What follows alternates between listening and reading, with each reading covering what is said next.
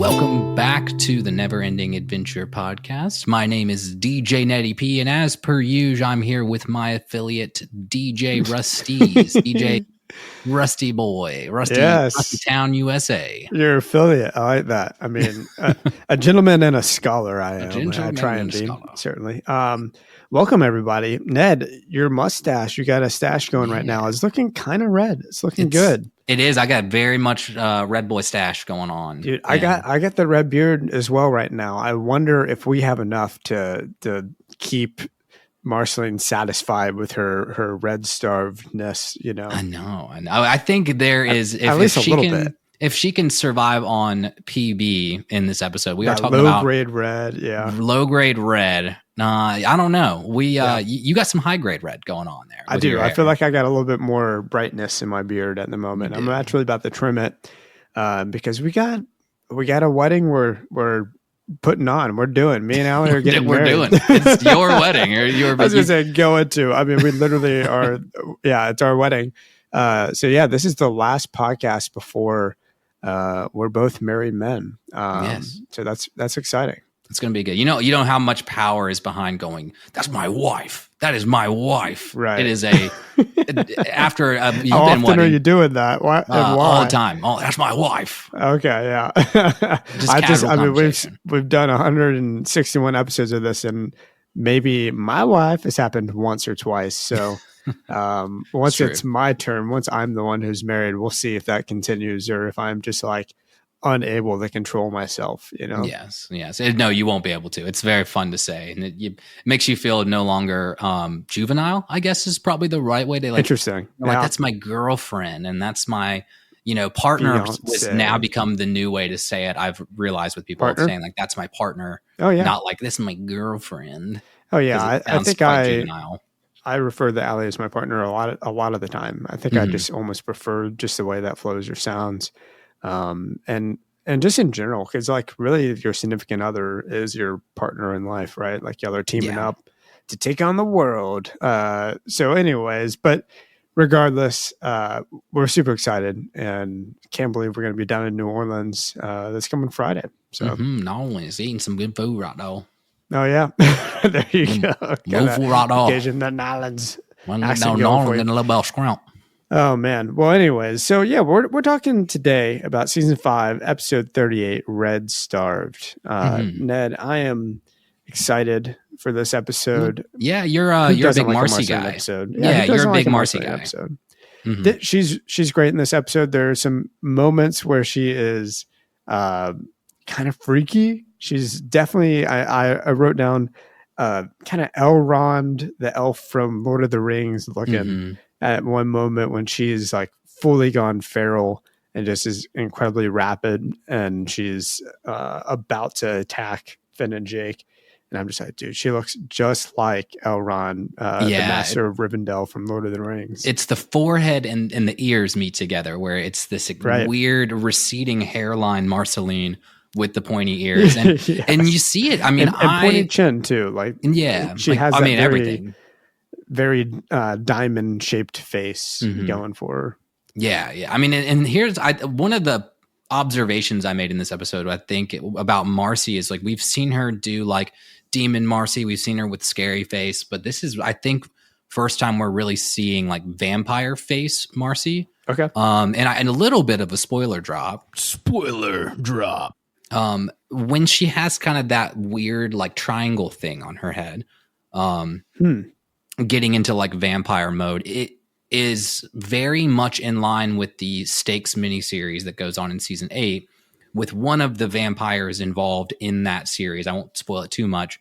The vampire is called the Moon, and the Moon has a head a lot like that, like shaped like that. So they made this vampire Marcy actually align with like what vampires were going to look like 2 seasons from now, 3 seasons from now.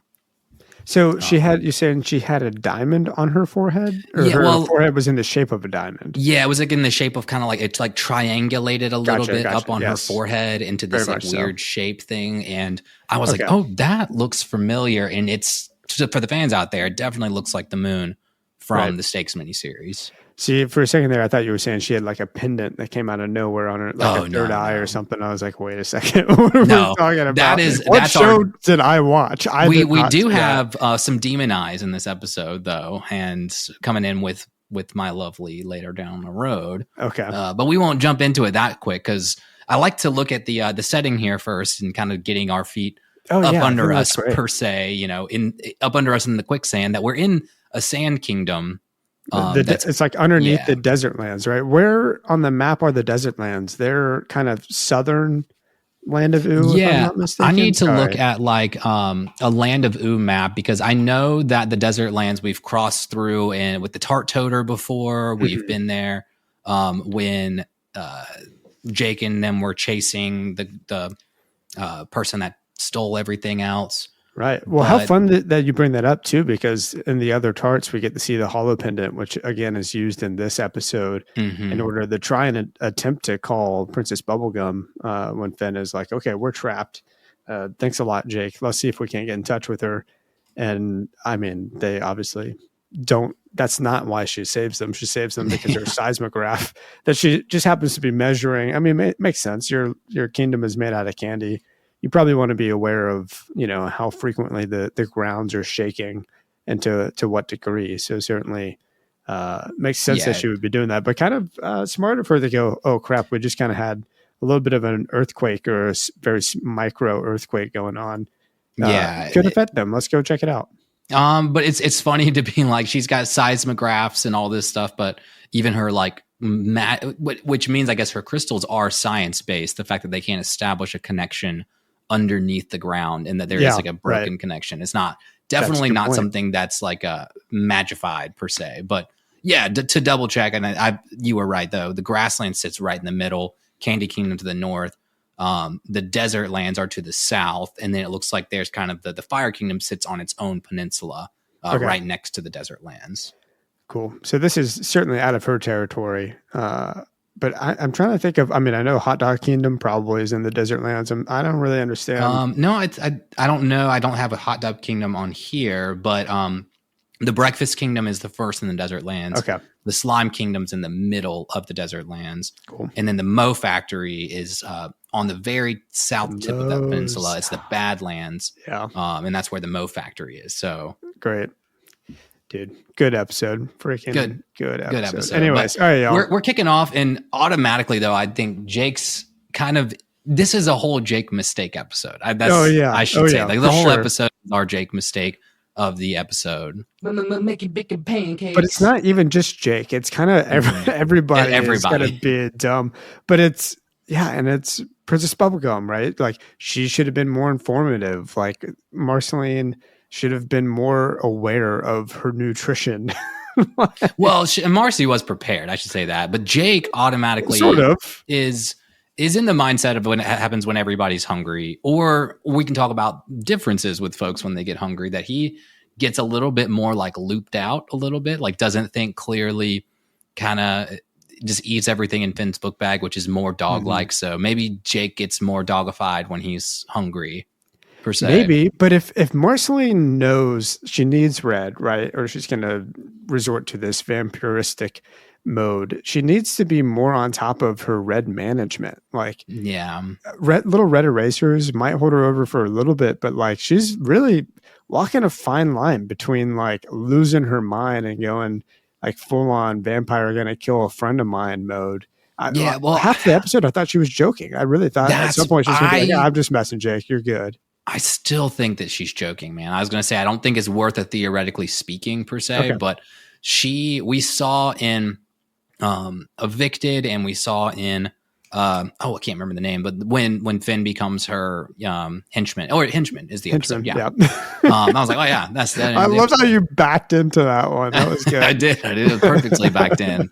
And henchman, that she does like messing with Jake because she knows Jake is so scared of her. So I do think that in some way she's hungry, but a 10-minute window, 30-minute window of her going completely feral, I think is her just going, I'm going to have a little fun messing. And she could have gotten out of the rope he ties her around the thing, the sand he piles her on. She could have gotten out of that. It's so quickly. Well, duh. I mean, she's like, yeah, I mean, this isn't going to stop me from draining your blood, but like psychologically speaking, it might help both of us feel a little bit better for the time being. Like, yeah. I mean, honestly, like Marcy, not my lovely of this episode, but is truly a lovely of this episode. Like, she is so funny.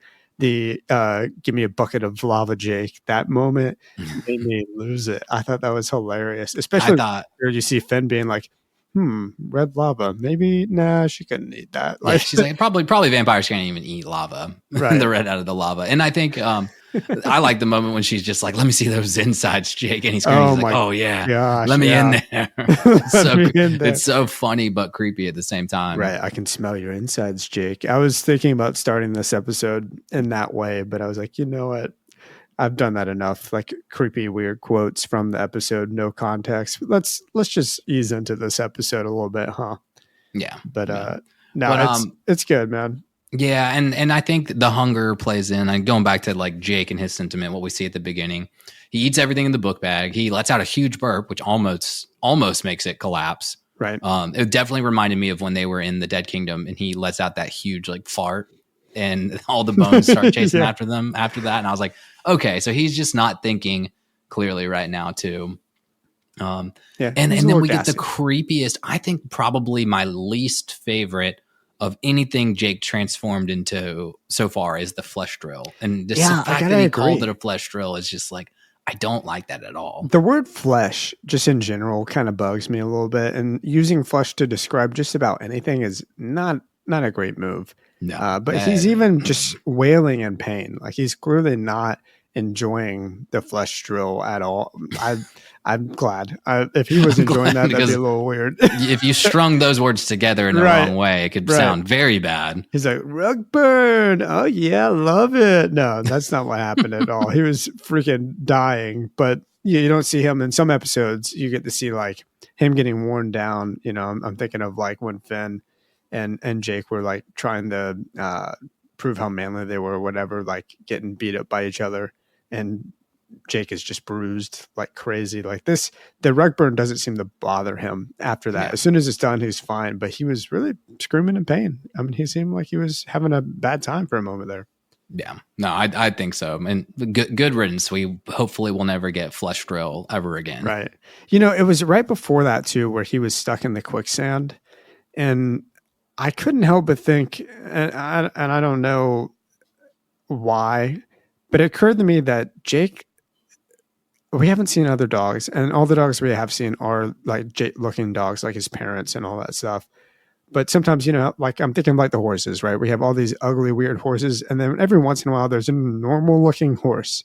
Mm-hmm. Like, well, we've had James Baxter, yeah, right, a normal-looking horse. But Jake doesn't look like a dog, just like Finn looks like a pill. Like they're both pill-shaped. Mm-hmm. Something about Jake, to me, especially when he was trying to get out of the quicksand, felt like he was from a different world or something, which I don't, Ned, I don't want any spoilers. Don't be raising your eyebrows right now.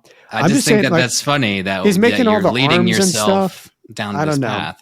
Well, I just occurred to me. I was like, I just accept the fact that he's a dog. You know what I'm saying? Like, but I have no reason necessarily to. Every other animal on this planet, other than the weird looking horses, kind of looks like the animals on our planets, but then Jake just looks like a pill. And then when he's using these multiple arms to get out of the quicksand, it just seemed very alien-esque for some reason. But I don't know. I don't want to know. I have seen an image of a blue thing that looks like Jake, but outside of that, I mean, you just can't avoid everything on Instagram. So that's not a theory by any means. And you're not spoiled yet because you're like, I don't even know what that is. So right. It's not a theory either. I felt like for a moment there, I was like, Jake's a weird looking dog. Yeah, he's a weird looking dog and does weird looking things. He has powers.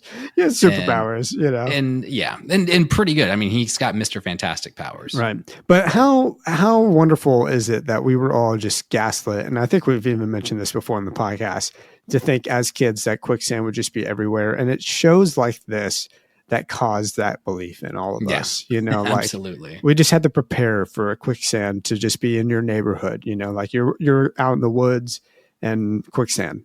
It's just going to be everywhere. So know how to Princess get out Bride is what got me when I don't know if you've seen Princess Bride, when he just like, there's like a sand pit and he just goes and like completely gets sucked down in there. And like, as a kid, that's kind of freaky. And yeah, you do think that is just going to be in the woods and you might stumble on some quicksand. Yeah, totally. Well, and again, Jake mistakes, like clearly this entire kingdom is just like very brittle, like it's made out of sand. I mean, we've all built sandcastles before, like they fall apart like crazy. And I do think that the whole kingdom wasn't always made of sand. So I do, in some capacity, you see these sand creatures, these people frozen, whoever they might be, are just sand out there.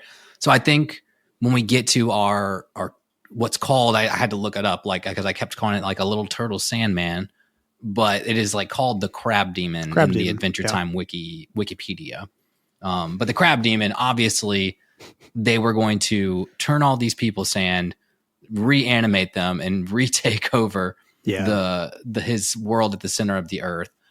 And so I think whatever that laser did, it has the ability to turn anything, even inanimate. We saw with the hat itself that props to Finn, dude. Like Finn has some real adventure knowledge to be able to go, oh, maybe I shouldn't get in that light that still seems to be shining. And I probably couldn't hear it. I'm sure the noise was just like for the audience or whatever, for interesting TV. But he's just like, let's test this out. Tosses a hat into it. It turns right in the sand.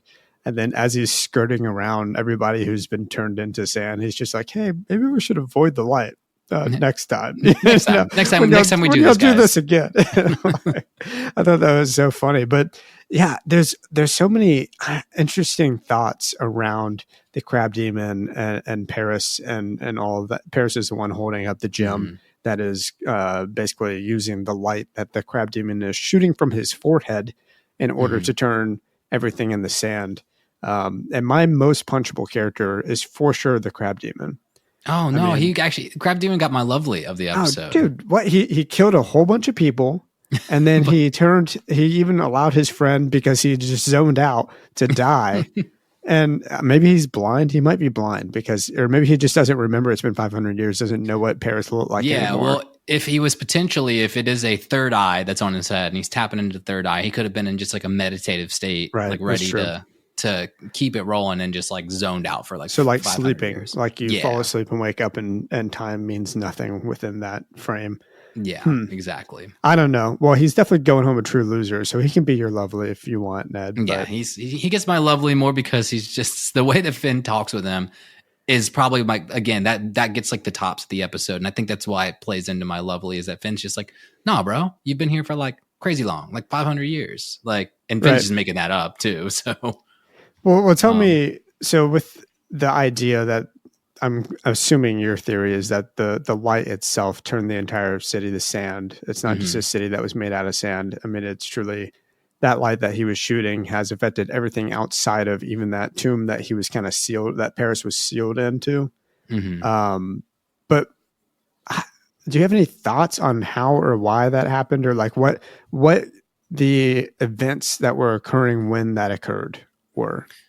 Yeah, I mean, it's tough to say because you see the crab demon has Paris is dead, but Paris obviously is working with the crab demon. Yeah. So I'm thinking, and then the crab demon just scuttles back into a hole that obviously goes deeper into the earth where his city would be. Right. So I think that this would be, and Paris the men also holding has this door a skeleton. Yeah, that's true. But the people holding the door also were human as well, or like not human, but they weren't sand either. Yeah, so, that was the other thing, is that there were obviously some people still fighting the crab demon that had not been turned to sand. So I'm thinking that Paris was a person of that society that either got hypnotized, because I think this crab demon, if he says I can reanimate people to like fight for me that Paris or the crab demon had possessed Paris, one of those people, to basically figure out a way to like sneak him in and get him into the city and start turning all these people to sand. Yeah. And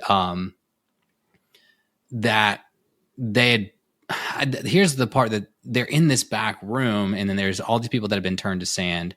So they were obviously coming to try to get to the crab demon, right? Or even try to get to the crab demon's world.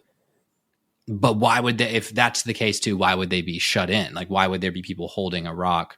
No, I know. I have some interesting thoughts, because at the end of the day, like one factor or many factors, like we can't really explain what truly occurred. It's kind of the theoretically speaking of the episode is all around this room, in my opinion.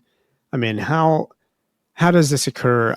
In my mind, there is just a constant barrage of attacking that was occurring, like to Paris. That's why we see all those men like clearly going after Paris, trying to stop him. And this is probably after like most of the kingdom had already been turned into sand, and they were able to back him into this corner. They're all trying to attack him or whatever. And then while that's going on, they're able to seal the room off. So I think it's kind of all is occurring at the same time, but it was too late, obviously, because the kingdom itself was basically destroyed, was ruined and turned into sand 500 years ago or whatever. But in my theory, it's kind of cinematic, because I'm kind of implying that Paris dies at the same time that the room is sealed off, because if his power is turning things to sand, he could kind of just go up to that door and knock it down, right? Something had to have made him stand there long enough to die. Like, so I think I think he's just a senile old man and the crab demon that are just buddies at this time in the crab demon's life. And just for whatever reason, just him and this old man are like going to go take on the Sand City, or turn it all in the sand. I don't know if it's called the Sand City or not, but I love that image. So he's standing there holding off this barrage of attacks, and just dies as soon as the door is sealed off. How did those men die? I don't know, because on the other hand, you could theorize this going in a different way, and you could say that those men who are my lovely for this episode. Okay. Yeah. Give me some sugar, baby. Thank you. We're holding it off, and it was like their sworn duty, maybe, just like how the wizards were holding off the comet in Wizard season 1, episode 11. That's kind of where my theory would be, is that there possibly this whole place, if it had been 500 years, that they didn't all die, that there was still probably some living people that tried to still like live in the city. They tried to remake it their home. And also there's like lava down there. So we also don't really know if there had always been lava down there. And if part of this, like maybe they were trying to dig their way out, and the rest of the survivors got lavafied essentially. Yeah. And then, maybe like those people were like, well, no matter what, you have to stand guard here for the rest of your life and make sure that he doesn't come back out. It's very possible, as things were being turned into sand, the foundation of their kingdom was starting to break down, and maybe the lava that was being held off by rock or something like that starts to flow through the sand and break into their kingdom. So, there's just so many, too many elements going on here. Yeah, entirely. And I like the idea that at the center of the planet, there is an entire population of these insanely powerful crab demon people. Like, what's going on there, and how in the world is one reanimated Sand City going to be able to take down a kingdom of people that have insane powers that are capable of, shooting out of their head and stuff like that? And I would assume too, because we know that the world changed with the Lich, and that every time we see the Lich, it's always like a well of power, which is like this deep, dark, oozing, possibly like just going to the center of the earth thing. So you are right that these center of the earth people or worlds or whatever there might be are way more nuclear type beings, way more affected by the Lich's influence, because the wells would be like dripping down to the center of the earth. Well, I just don't think they stand a chance. I mean, freaking spoilers for Naruto Shippuden, I guess, but spoilers. Kabuto did the reincarnation jutsu and couldn't even take down the entire ninja world, and he had freaking Madara Uchiha and many others. I mean, regardless, these Words sand don't mean people, anything to me. Yes. What I'm saying is, no, yes. You have in Naruto, some of the most powerful ninjas of all time are reincarnated, and they still fail at the end of the day, right? Whereas this is a little sand kingdom with some soldiers, I guess, and no superpowers that we know of. We never saw any of the sand creatures doing anything that looked anything special outside of like holding a spear or a sword or something like that. Yeah. So yeah, I just feel like their entire plan, the Crab Demon and Paris, like they had a terrible plan and it was never going to work anyways. And they just ruined these people's lives. And Paris somehow dies in the process. The process, yeah, had to have been something cut off from air, like suffocated while he was doing it because of the rock suffocated him potentially. Maybe I don't know. He was just so excited that it was happening that he had a heart attack. Like so excited. Or and he had like, and you got to think about like what the gem on his head is. Is it just a magnifying glass? Like, it kind of felt like it was just a prism, like it was just literally taking the light and refracting it and shooting it, and making it spread, throughout the room. Like I think, and it makes me also think the Crab Demon couldn't get to the surface for some reason. Because why wouldn't the Crab Demon just go up there and like flash blind everybody? Oh, that he did have to dig a tunnel and use the emerald itself to like shoot a beam. There had to have been a reason there. Guy. Maybe he's too slow, or maybe like the movement of the beam or something. Maybe it's not like Cyclops from X-Men, right? Like you can't just like aim it and move your head and shoot other things. Maybe there's more to it. That's what I'm thinking. You have to get in a meditative state, like maybe you have to sit there and really spend the mental power in order to do it. And that's why he needs a second person kind of being the like aimer of the beam. Aimer. That's what I'm thinking too, is that Paris was the aimer and helped him get the laser beam up the shaft or whatever you want to call it. Right. But all in all, it's a good theory. It's good things to think about, to be like, hey, we do have to now look at almost everything in Adventure Time. One, because it's fun, but two, now we're so deep in lore and in canon that you're like, okay, these things possibly matter, and they wouldn't be written into the show if they didn't hold some sort of canonical thing. And so like these could have been humans as well. These could have been a race of humans that after the Mushroom Wars like went underground and figured out a way to survive. Like a city got buried, and this was actually like New York City. Like, yeah, maybe. You never know.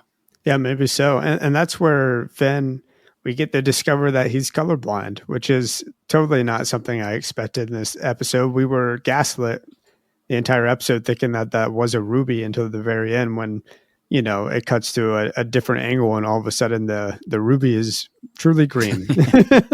Well, it's funny. I can't remember if there had been, I tried to find any moments where there was any potential that we had like joked about Finn being colorblind. And I couldn't remember if you remembered any. No, I really don't. I think this is the first time it's brought up. It has to be. I feel like we would have noticed, like, why did he say that? Clearly it's not reddish gray.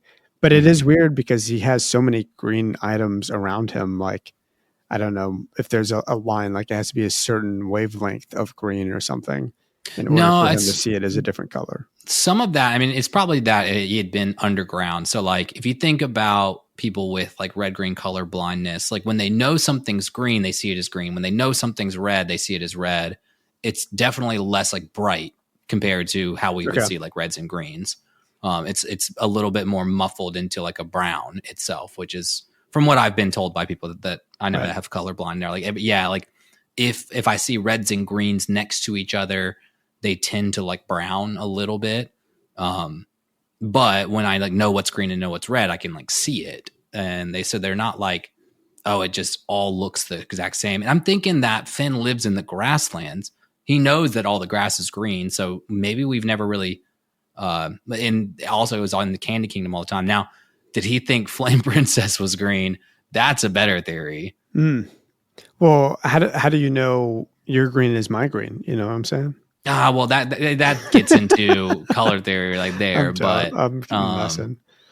But yeah, that's, I'd say because there was no other colors to compare anything against down there. Sure. He would have just seen it as muffled gray, muffled brown. Oh, and that's a ruby. But again, it leads me to think like, again, unless Finn knows, hey, flames are red, thus Flame Princess is red. I don't have to like determine anything else, but everything in the Fire Kingdom is like red and black. So yeah, I do think if you saw grass as reddish gray, like, dude, it'd be an ugly world to be living in. That'd be rough. It would be like living in a cornfield all the time. Oh, goodness. Sorry, I just hit my mic. Oh my goodness. It's never happened before. I know. That's first time. Hey, first time for everything. Yeah. I know. Well, again, I wanted some maybe deeper. I couldn't get deep in this episode, except for the fact that like after the Finn story and after Paris and the Crab Demon, we just get to Jake going crazy enough to try and cook Marceline. Right. And both of them basically going crazy. And again, I think it's Marceline messing with Jake and Jake just being his most Jake self, which is hungry. And so I'm going to just do whatever I feel like doing. Right. I mean, Jake describes it as him functioning on his lowest survival brain function at that point, right? He's like, well, she threatened to eat my insides, so I'm cooking her. Like it feels, it feels kind of insane. But to be fair, Marceline looks rabid. Like she looks horrible at that point. So okay, well, good question for you. Lowest functioning brain cell left. How far would it go if you were surviving to where you would get to the point where you would eat somebody? Or is that completely off the books? Dude, I mean, who knows, right? Like I want to say it's completely off the books, but like sometimes people look good. Sometimes I mean, I don't want to put that out there. I'm trying to like no. I think it's not a philosophical question. I just think it's a hypothetical question that's kind of being like, okay, like, or do you go I would never cook someone alive. I think at that point you go, hey, I am like, I don't know, man. Because I want to say in my non-hungry brain, I go, we're getting pretty close to eating each other. And I'm starting to think that you're going to kill me and eat me. So I need to kill you and eat you first. Like maybe we should separate and just go die off in the woods somewhere apart from each other. I think that's smart if you're getting to that point where both people are still alive. Right, now, but I don't think you would do it. Like I think at that point you're so no. I don't think I would alive. Kill someone and then eat them. I don't know if like per se, like it's you and I were like lost in the Amazon or whatever. Oh yeah, I would kill you. And I'd be like, sure. if I die first, you need to eat me. Yeah. I'm doing it. You're okay. You are doing it. Well, if it's you, for sure. No problem. Me. If it was if it was like your partner, like if it was Allie and Allie was like, if I die before you, please eat me to survive. Like, would you do it? Or like, I don't know if I could have the stomach to even do that. And I think you would do it. I think your survival instincts would kick in and you would. I mean, is it the Dahmer family or what's the family that was going out west and they all ate each other? They turned to cannibalism. Is it out west or is that in Appalachia? No. Well, I thought they were going out west. It's like Oregon Trail type stuff. Yeah. Oh, okay. Yeah. Where it's like, I can't remember. There's a horror movie based on that. I'm trying to remember. I don't know if it's The Hills. It's not The Hills Have Eyes, but something like that. It's really hard to say. I think, in today's society, it's very, very rare, if ever, that like our innate animalistic instincts are, tapped into, or at least you see someone have them tapped into. So who knows how any one of us would respond in a insane hypothetical situation like that. One thing's for sure. I hope I never get to that point. Yeah. I hope I'm not put into I'm not manifesting this to happen. No way. Good grief. That'd be terrifying. But I do agree. I think this is a way callback. This episode is full of Jake mistakes for all of these characters, as we kind of hinted on earlier. Like we end up finding the spoon of prosperity. And we see at the very end, after the red tint or reddish tones are sucked out of Princess Bubblegum, that Marceline's able to eat, her reddish tones and get back. Princess Bubblegum uses the spoon of prosperity in order to just like reanimate herself, or like get all the nutrients that she needs out of nothing, which is an incredibly powerful item. They could have used the spoon of prosperity, probably both Jake and Marceline. If they had known what it was, they could have used it. Yeah, right. If Princess Bubblegum hadn't, as even Marceline confirms, like this is classic Princess Bubblegum withholding information. If she had said anything about the spoon being or having the capability of like solving hunger, they would have done that immediately. Given And them we wouldn't any have had context, an episode. any context on what this spoon was and why they were getting it, and it makes it truly paints Bubblegum continuously in this light of just like has nefarious intentions, because at the very end of the episode she says, now like my children will never go hungry in my eternal empire, or whatever she says. Right. And that's creepy that she's like sending Finn and Jake on a mission to get a lost artifact of something that's insanely powerful, not telling them actually what it is or her intentions on using it. Mm-hmm. And they just so happen to bring Marcy along with this one. And Marcy does earlier in the episode say, oh, it's typical Bonnibel, like to not tell you why you're getting it. And so like even Marcy's can like read out that, hey, that like Bonnibel's probably got some sort of ulterior motive with this, and that's why she wouldn't tell you. She's secretive in ways that she doesn't necessarily need to be secretive. I mean, what are Jake and Finn going to do with that information? They don't care. They're not going to live forever. And maybe the reason why she's saying peeps are never going to serve in my eternal kingdom, she might be referring to herself as well. I wonder if her being made out of candy using this spoon is like there is a never dying aspect there to some degree. Like, can she continue to use it on herself to revive herself or rejuvenate herself in some way? Whereas like for a human, it would just make you full. Like you wouldn't be hungry anymore, which does not stop you from dying. That literally just solves one aspect of how humans die. You know? No, I would assume it's not necessarily like a hunger thing. I think it is like prosperity. Like it's if you are dying, and it's either going to be something that's like you can use it whenever you have any ailment and it gets you back to 100%. And we kind of already know that PB doesn't like age, that she's already 1,000 years old. Yeah. And so some capacity, it's like, oh, if she already has kind of scientifically gotten to this immortality state, that the only thing that she would fear is being sick, being wounded, having the pink sucked out of her, like whatever it might be. And that she's got now like an ace in sleeve of like, I can never be maimed or seriously maimed to the point of not being able to heal myself. Yeah. And I really don't think she's just like the elves. Like there are ways that she can die. I don't think she's immortal, like necessarily like someone immortality, like elves immortality, right? Like, you know, live forever kind of thing. 100%. Yeah, I agree. And she comes in like Paul Atreides on her big Alaskan bullworm. I was going to say that she has pinned herself as the Lisan al-Gaib now. Yeah, there you go. Yeah.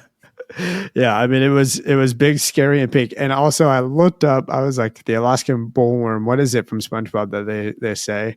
Because my entire life, I always thought it was big, hairy, and pink, but it's big, scary, and pink. And literally in the episode, it spells out scary. So maybe I just remembered it wrong. Like Berenstain Bears. You know? Oh yeah, it's but still, it resembles the Sarlacc from Episode 6 of Return of the Jedi, the Shai Hulud from Dune, the Graboids from Tremors, big worms is what you're saying. Carniticus from King Kong, the wereworms from The Hobbit: Battle of the Five Armies. It is funny, and I read like all those. That's such a stretch. I mean, it's a big worm at this, you know, like. But how much there were like in pop culture, mega worms like are something that are like really scary to us, that I guess they're so unworldly that when we think about if worms were just bigger, they would be like the most terrifying things ever. You cut them in half and they still live and they become two functioning, like that's also terrifying. Yeah, that's a good point. They stay underground until they feel the vibrations of something and then they can come up, or the rain, you know, like that would be very freaky if they were any amount bigger. I mean, even if they were just like the size of an anaconda or something like that, that could be terrifying. Yeah, truly. like worms as a species is just awful. So I don't like that PB has one and that she can operate it like a truck, like driving around in its mouth. Is it made out of candy? Is it made out of candy? No, that I don't think. I think this has to be like the Morrow. That it's like the Morrow's a bird for sure. that she gave like magic powers to. But then she took this worm and she made a internal cockpit in its face, in its mouth, with a screen, also a red screen. I assume it's red. I mean, it's hard to say with all the red lighting. Because now you're going to be gaslighted on. Yeah, I know, what, right? What you know. Yeah. So, I mean, who knows? Anyways, it doesn't really matter. But some interesting moments from Princess Bubblegum this episode. I'm gonna try and refrain from just seeing her as evil, because at the end of the day, like, though she very much is the king or the totalitarian, ruler of her kingdom, like, I don't know, she's not the worst. Yeah, I wouldn't say, again, my sentiment was not to be like, oh, this makes her more evil. I was just saying that I still don't like the fact that she is able to be like, Finn doesn't question anything. Let me go send him on this potentially very dangerous mission to get something that benefits only me. And I'm not going to tell Finn anything about it. And turns out it's like this something that behind closed doors, and then in the room, she's like, this is to help further my eternal kingdom. That, like, you're like, hold on, like, let's pause there, PB, and make sure that you're okay, that you're not like becoming this like creepy. You're just taking the right steps towards that direction. Right. A little bit of transparency would be nice. And I wonder at what point in Finn's life would he start to care about stuff like that, or like would he, because he has a moral compass, but, as far as politics are concerned, Finn could care less about the politics of the land of Ooo, it feels like. Yeah. So other about than the politics, and again, I think it's kind of like blind following PB, that she's somebody that he had a crush on in the past, and still probably it's like deep rooted in him. And at some point be like, hey, start being like, PB, like, I'm not going to help you do this if it's like going to be a detriment to you in the future, or it's going to turn you into this weirder totalitarian ruler. Sure. And like, what do you want the Candy Kingdom to ever stop growing? Do you think it like you're the most powerful one in Ooo, and that over the next 10,000 years, you're going to take over everything else? Right. Yeah. What is the goal? But anyways, Ned, what's your lesson from this episode? What are you taking away from Red Starved? Yeah, I'm taking away your last surviving brain cell may be the dumbest. It might be the smartest, but it might be the dumbest. It might be the dumbest. That's good. Never go grocery shopping or make life decisions when you're hungry. And an actual applicable life lesson. Yeah, that's pretty good. Never make decisions when you're hungry is the applicable life lesson. The most important one, though, I think that I learned is this little piggy stayed home, and so should have I.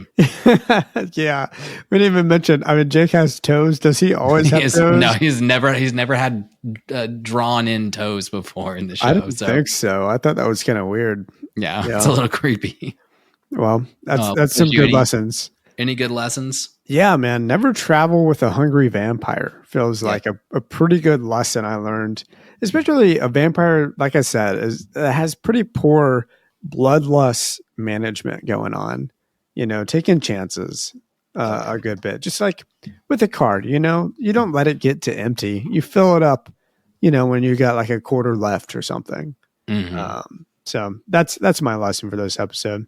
That's a good one. That's a good one. Well, that's solid, man. Again, overall fun episode, like really good one. I like that we can just kind of do somewhat of a dungeon crawly adventure. We got Marcy on a dungeon crawly adventure. It just feels good and adventure timey right now. Yeah, I agree. And actually, let's hop into a traveler's log. We got a pretty fun one, pretty short, that I thought might be good to bring up. We had someone hit me up on Instagram. I'm like, it works. It works. It works. So this is great. This is from DJ Jenny Future, which fun. It may not even be a DJ name. That's a DJ name, Jenny Future. I like Future. That. That's cool. Hello, fellow travelers. Maybe this was an email. I can't remember. I'm currently listening to 147, so nearly caught up. I've always thought of the Grables as an example of studying the past. We see how off Cuber is with the theme because he's living in the present of the Grables. Mm-hmm. Looking back from that far in the future, they're missing a lot of context and making assumptions, much like how humans do with archaeology and the like. Love me some Emo Phillips, but these are by far not my favorite. This headcanon does make it a little less bothersome for me, which I like that. I mean, I think it's a pretty good perspective to go, well, yeah, they're missing a ton of context. I mean, the Greybull's Hubert seems like a pretty intellectual being, but at the same time, like we do this all the time, like especially on any sort of a like, I mean, not to get too deep into like religion and stuff, but like religious sense where you're like taking what you know from the time, you know, with present perspectives where it's like, I mean, what's written in your religious text was written in a time period where there were slaves and all this stuff, you know. So it is fascinating to be like to not be able to relate, and even just in our lifetimes, man, as we get older and we get further and further away from like World War II and all that stuff, our perspective and the younger generation's perspective on war, like, are totally different from the generations in front of us, you know. So yeah, I like that. I mean, maybe that's, as you mentioned, like why Huber is pulling the lesson. Sometimes it feels like the lesson is not the most obvious thing, or isn't the lesson that you or I would choose for, you know, any of the Graybulls. And maybe it's because of that lack of context that we do have, because we are living in the world with Finn and Jake as it's happening right now. Yeah. No, I'm with you there. I mean, it's a good thing to think about with Huber, and like we'll have some more Huber episodes in the future. And I like that, keeping that theme of perspective and looking back at the past as part of those analyses we do on those episodes. And I have a lot to say about that. That would be a whole separate podcast on how that plays into more of like the religious or church perspective on that. Yeah, for sure. Well, cool. Thank you so much, Jenny, for writing in. It was a good one. Ned, do you have a rec for us this week? I do. It's a very fitting rec as well. But we watched a movie probably about a month ago now, and it was phenomenal. The new Nosferatu movie. Oh, really? Absolutely. I mean, so good. Absolutely terrifying. Just the right amount of gore, but like really a good period piece as well.